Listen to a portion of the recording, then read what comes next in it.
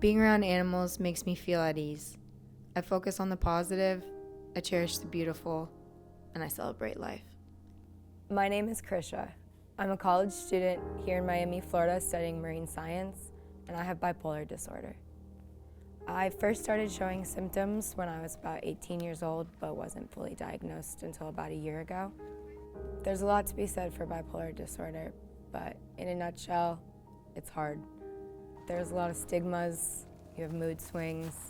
All in all, it's confusing. I've really noticed that some of these symptoms take a backseat while I'm pursuing my hobby, which is wildlife photography. I actually started taking pictures of my cat, and I loved being able to show her quirks and tell her story through my camera.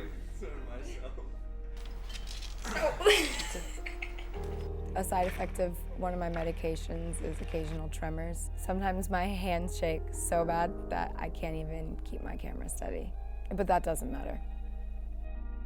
I took the next step, and I haven't looked back since. I started putting more of my time and effort into it, and I can't overstate how important that turned out to be.